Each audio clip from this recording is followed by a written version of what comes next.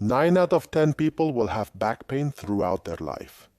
And what if you want to belong to that 10% who will never have discomfort? You have to move, you have to exercise, and you don't need overly complicated things. Just invest 30 minutes of exercise 3 to 4 times a week to have a good quality of life free from pain. And today, I'm going to show you step by step with this little routine. And now let's go with the exercises. I want you to sit on the floor with your knees bent in such a way that your feet and buttocks are in contact with the floor. And your knees are approximately 90 degrees flexed. From this position, I want you to grab your legs just below the knees, below the thighs, and make an extremely simple movement that will help you mobilize the lumbar and dorsal area with a pleasant sensation. I want you to raise your chest as high as possible, looking towards the ceiling. At the same time as you close your shoulder blades behind and hold the position for a few seconds, you should especially feel the contraction behind the shoulder blades as they close together and at the lumbar level. We take a breath, round our back as far back as possible, relaxing the position, and then extend that spine, bring our chest very high, obviously using the strength of our arms, and we release the air, and we're going to repeat the movement 10 times. I round my back backwards, taking in loose air. I lift my chest. I take it up high and my gaze is fixed on the ceiling. 3. I take a breath, round, release air, lift my chest as high as possible and close the same. Plates among themselves. 4. I take a breath, round off, release air. And up 5. We're switching cameras for a better view. From behind, that movement of the shoulder blades, I take air. I open my shoulder blades round my back and release. Up 6. I release air. 7. I take down, I round off the salaries. 8. Last 2.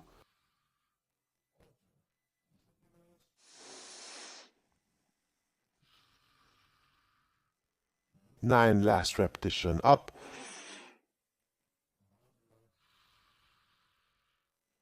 And 10. As I say, sensations of muscle work between the shoulder blades or even at the level of the lumbar area. Next, from the same position, we are going to do a pelvic dissociation with a movement of hips and spine. Very, very interesting. Keep your feet in contact with the ground, but lift your left buttock off the ground. Essentially a distance of a centimeter that you can fit within, finger or even less, between the buttock and the floor. You don't need to separate that buttock too much, just contract your lower back area. Raise that pelvis to bring blood, muscle contraction to that musculature and start activating it. Let me adjust the side camera for a better view. Pay close attention. I lift my left buttock off the ground. My feet remain in contact. I hold for a few seconds. I lift my right buttock off the ground. My feet remain in contact and I hold for a few seconds. During the exercise, don't round your back. Just maintain a normal upright position. We're going to do 10, 5 on each side to be able to complete them correctly. Left buttock lifts. Hold for a few seconds, then right buttock. Where are we going to notice? This exercise is more at the lumbar level. It's less specific than the previous exercise as it's more about mobilization and contraction of the lumbar square, which is that muscle that is located right there at the level of the spine, pelvis, and ribs. We've done 3. 3 with this one. We're going to start from there. 3, I lift, right? 4, we're going to switch camera left. 5, right. 6, left. 7, right. 8, left. 9, last repetition, right. And 10.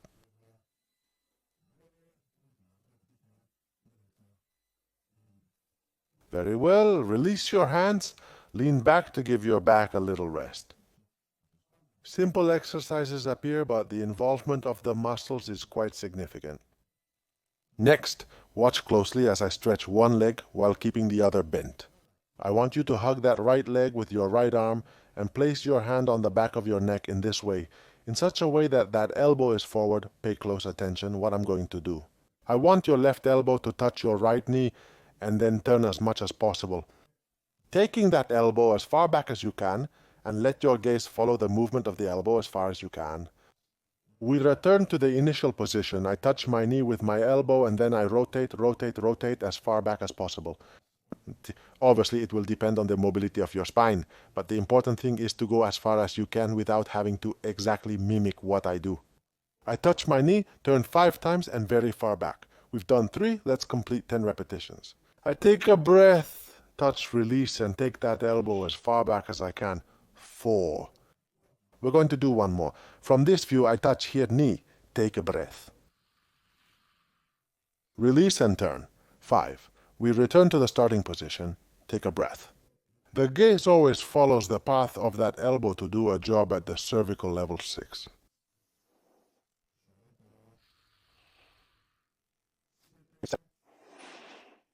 We touch, we release. 8, we touch, we release. 9, last repetition, we touch, we release. And 10. Very good sensations. If your back hurts, if you have discomfort or it's too demanding, make a shorter movement. Take a break and rest between sets. We switch sides, extend right leg, bend left leg and do the same. I want to hug my left knee to my chest, my right arm in front with that elbow pointing towards the wall, and from here my elbow touches and then I rotate. 10 reps together. It's normal for this exercise to be different from one side to the other. 2, because we are not symmetrical, I, for example, am right-handed. 3, and the right side is slightly more limited. 4 than the left one. We touch, we breathe. 5, that elbow as far back as you can, and that gaze follows the movement of the elbow until it reaches the maximum distance. 6, we touch. Remember to coordinate that breath. 1, 7, we touch. 8, we have 2 left. We are going to change so you can see it from another side.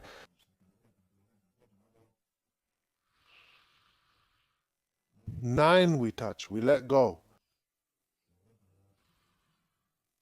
And 10, we pick up those knees. We rest for a moment. We bring the chest towards them to work a small flexion position. And we go with the next one. We recover the same position that we did at the beginning of the video. Knees bent, feet well supported on the ground, buttocks supported. I want your right hand now to embrace your right knee, just as we just did in one of the exercises. And with the opposite arm do the following. We no longer touch the right knee and rotate. Now we are going to open laterally all that rib cage to stretch the lumbar muscles. Pay close attention. I want your left elbow to touch your left knee. Take a breath and then take that elbow as high as you can to stretch the entire rib cage and feel the stretch throughout the back and especially there at the level of the lumbar area. Grab your right knee in a comfortable position. I'll do it from below. Let's complete the exercise. 10 repetitions together in a very good movement of lateral friction. I take a breath. I touch, release. 2, we take. We release. 3. We release. 4. Look up, elbow to the ceiling, opening up all that left side. 5. Let's see it from another point of view. We release. 6.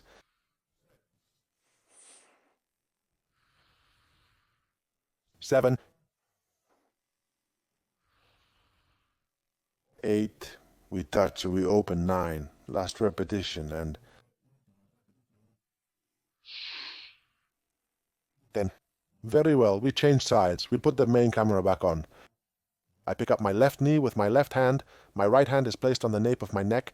My right elbow touches the knee. I take a breath, and when I release, I raise that elbow as if I wanted to push it towards the ceiling. 1, we grab there, and at all times my gaze follows the elbow. 2.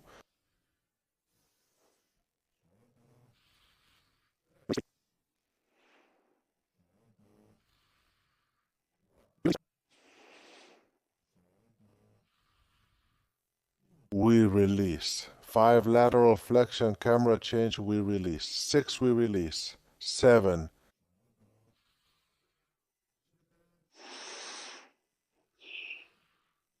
8 we touch, we release. 9. Last repetition and 10. Good job at the back level, lumbar level. Great job at the interscapular level. We're going to switch cameras again and attack the next exercise, one that completely challenges your stability.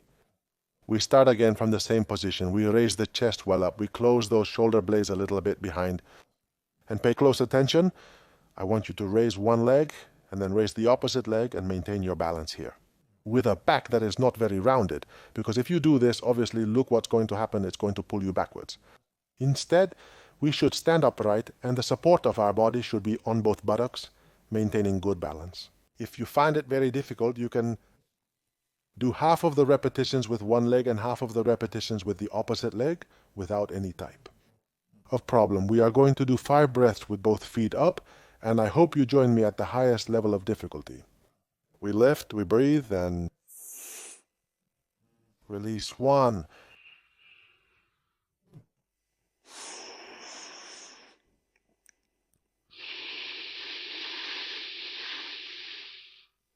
2. Moving less gives you more control over the exercise.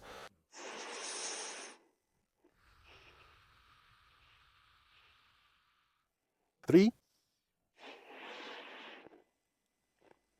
1, 2, 3. 4.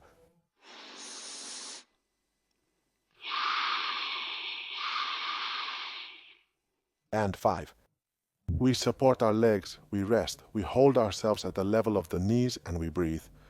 I particularly notice the effort in the abdominal area, interscapular area, and vertebral area, which is very weak, especially if we spend all day sitting doing nothing. We are now going to move on to the stretching area, the most pleasant part of the routine, and we are going to start with the stretching of the lumbar square. Pay close attention. We are going to stretch one leg and keep the opposite leg bent. But I want it to fall until it touches the ground, or as far as it can go. It's okay if you can't touch the ground with it. I want you to keep this leg very straight and focus your effort on this lumbar region. Let me show you this region better from here. Here's a muscle that we call the lumbar square. It is the king of lumbar pain, and it connects both the pelvis and the spine as well as the ribs. It's a bit difficult to properly direct tension to that muscle because it demands high awareness and minor tweaks. But if you try, I assure you that in the end, you will achieve it, you will direct it, and you will notice a great relief when doing it. Very well. First thing to keep in mind, my right hand is placed above my shin on the right leg. Second thing, the left hand is placed on the outside of my knee. Okay? I don't place it on top, but on the outside. What does this force us to do? To lift the shoulder outward? One of the requirements to stretch that lumbar square is to open up this entire rib cage, as we have seen with one of the exercises. Once we are here, I try to bring my head towards the ankle. It's okay if you don't make it. I don't make it either. But that doesn't stop me from feeling a good stretch sensation within that lumbar square muscle. And once I'm there, I hold the position and take 3 deep breaths. Here it's important to play around with the parameters a bit. More forward, more raising that shoulder, more lateralizing, more pulling my arm outward, because all of that plays an important role. And all of these are parameters that you'll be able to modify until you feel the tension here, which is where you should feel it on the left side. Let's do 3 breaths together. And every time I let go, I try to bring my head closer to that foot. And I notice how, with each effort, that lumbar square relaxes, and I manage to focus more and more tension towards the musculature. You see, this shoulder is slightly raised. One more. We release. Very, very good. I return slowly, very slowly, and change the support of the legs. We're going to keep the main camera here, so you can see it from another point of view. I stretch my left leg. My right leg is placed supported on the ground. From here, my left hand is above my shin, and my right arm is placed on the outside of the leg. The goal of this is that I want my shoulder to go up and open that rib cage so I can stretch. I'm going to position myself a little more to the side, exactly here, at the level of the lumbar square. Is my hand okay on the outside? And from here, I fully rotate the column, bringing my head towards the foot. Here I feel greater effort, tightness, and muscle tension. We're going to take 3 breaths. We release, and with each exhalation, we try to reach a little bit further. 1. We release 2. We release 3. Very, very good. It's also normal to notice tightness at the level of the hamstring muscles, that is, just below our thighs, because they are also stretching within the exercise. Perfect. Next, we're going to place our feet together with our heels close to our pelvis, and we're going to move them a little bit forward. I don't want you to keep those heels too close here, limited in movement and unable to move. I want those heels to be apart and your knees to have approximately 90-100 degrees of flexion. From here, this is going to give us more freedom for the lumbar area. I want you to grab your feet with your hands, wrap us around there. It doesn't look very good because of the red, and gently bring your chest towards your feet as much as you can. You're going to especially feel the tightness at the level of the adductors, the inner area of your thighs. And obviously, this musculature has a very important implication within the posture of your pelvis and consequently your back. Muscles that we never stretch and that we need to move to maintain good lumbar well-being. And from here, I simply want you to take 3 breaths as before, and each time we let go, try to bring that chest closer to the feet.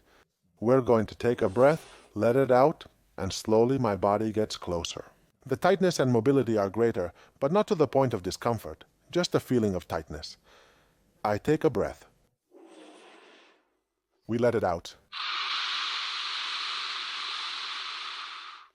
2, 1 last. I take a breath, we let it out.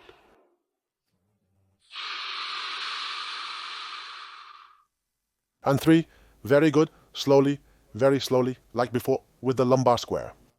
I return to the initial position, and we are now going to turn face up. Truthfully, it's a well-deserved rest after such an intense routine.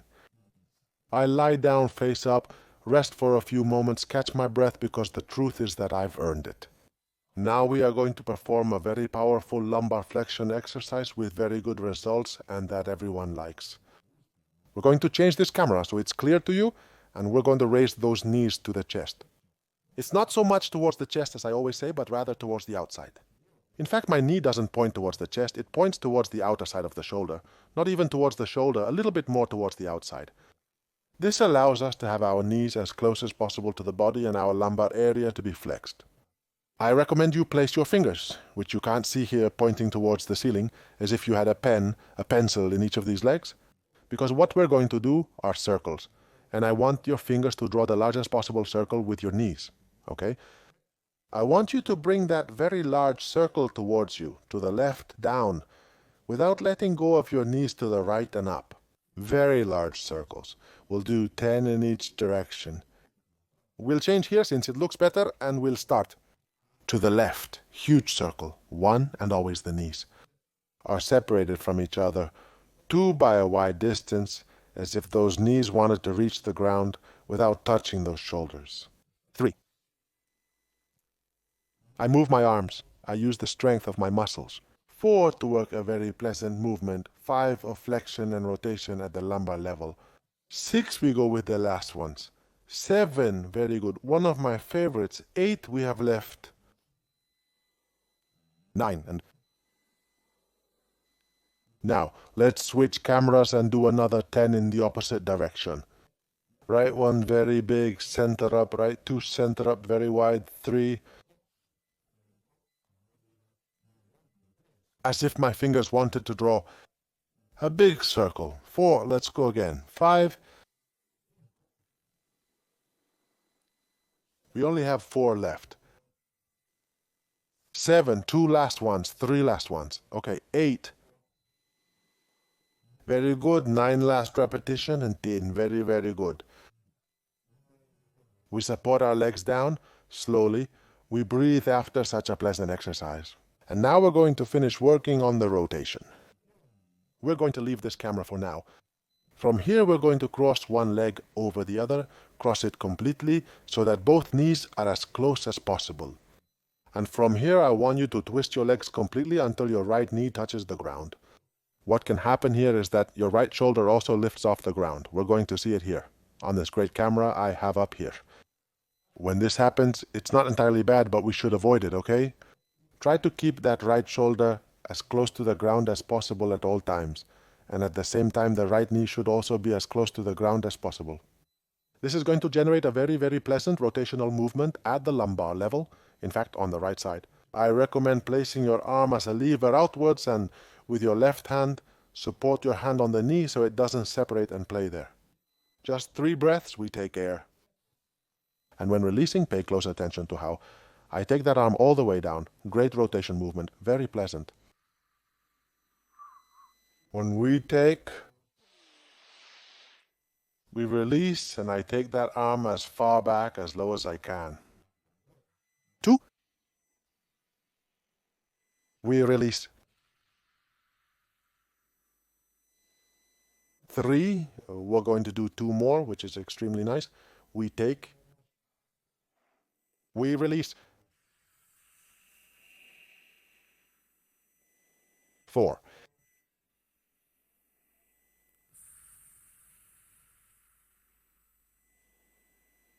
And 5. Very good. We return to the initial position and now take a few moments of rest. Obviously, we change sides. I cross my knee again. Left over the right. I let my legs fall to the right side in such a way that my left knee is now the one touching the ground. And from here again, my arm opens outwards, giving a greater rotation. Lumbar. Again. I repeat, it's okay if you can't keep your left knee and left arm touching the ground. I can't reach. Having differences between the two sides is normal.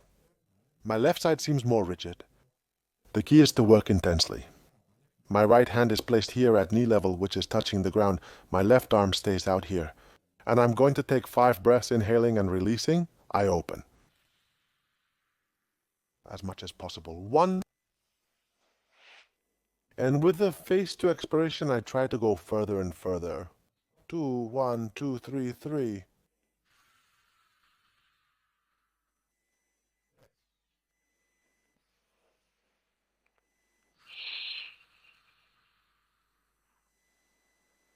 4.